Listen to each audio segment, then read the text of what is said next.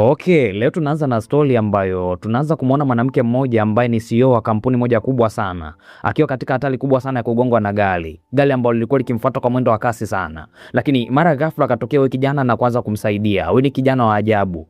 Kumbe muda mchache nyuma kuna mwanaume mmoja mkatili sana alikuwa amempa dereva wake ofa ya kiasi kikubwa sana cha pesa kwamba amgonge kwa makusudi huyu CEO na amuue.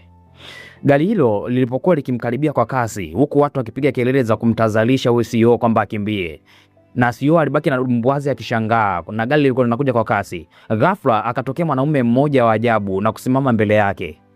Kwa kutumia uwezo wake usio wa kawaida, mwanaume huyu alitengeneza kizuizi kisichoonekana kabisa ambacho kilizuia gari hilo na kumuokoa CEO.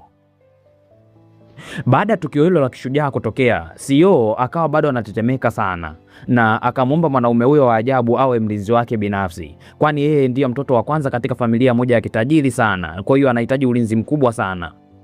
Mwanaume huyo akakubali kwa utulivu sana, ingawa CEO aligundua kwamba huyu jamaa alikuwa anatoka na damu kwenye pua yake. Lakini huyu jamaa hata alikuwa ajali, alikuwa anachukulia poa tu. Bila kupoteza muda, CEO anamuomba mlinzi wake huyo mpya ambaye alikuwa shampata hapa ampeleke haraka hospitalini ambapo shemeji yake amelazwa.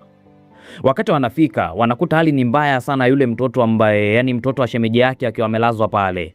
Daktari pia akawapa taarifa za kusikitisha kuwa mtoto wa shemeji yake ambaye ana umri kama miaka 5 tu yupo katika hali ya mahututi sana. Kuna kitu kimeingia kwenye ubongo wa huyo mtoto. Huyu kimemgusa sana na hicho kitu kimeenda kugusa maeneo nyeti sana. Hivyo kufanya upasuaji na kukitoa hicho kitu ni hatari sana kwa sababu inaweza kugharimu maisha yake. Na hata wakikiacha bado kitaleta madhara makubwa sana na kumpelekea mtoto huyo kufa. Kwa hiyo hakuna option nyingine, huyo mtoto lazima afe. Daktari anawashauri kuwa hawana jinsi ambayo wanaweza wakaifanya hapo kwa sababu wao washafanya kila ambalo wanaliweza na maprofessional madokta pro kabisa wameshafanya kila ambacho wanakiweza, lakini mtoto hajapona.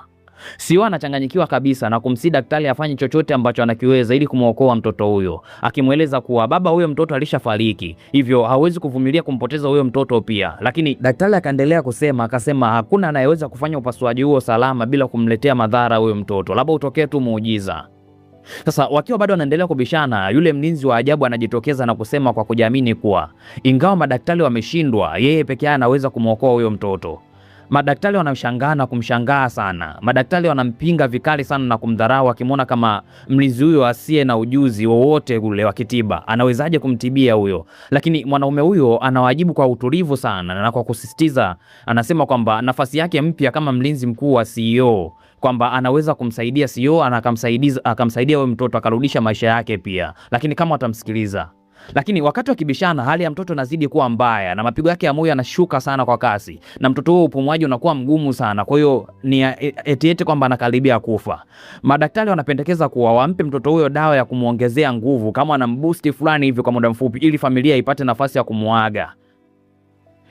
Wakiwa wamekata tamaa, CEO anaamua kumwamini huyo mlinzi wake na kumpa nafasi na kumpa ruhusa ya kumuokoa huyo mtoto, akimwambia kuwa asimwangushe. Lakini mwanaume huyo wa ajabu akawa anaamuru watu wote watoke nje, na watu wote wakatoka nje ya chumba ili wasiogope ambacho kitatokea.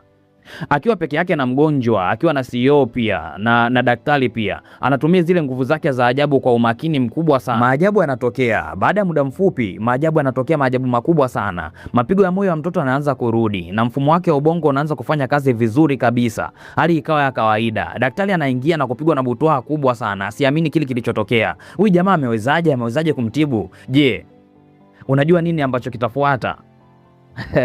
Usipange kukosa mwendelezo wa hii story. Hakikisha una like hii posti, unanifollow na una subscribe pia, na comment hapo chini. Comment neno next ili nikuletee mwendelezo kwa haraka. Pia niambie unanitazama ukiwa wapi. Ni mimi 20 kutoka 20 Story. Bye bye.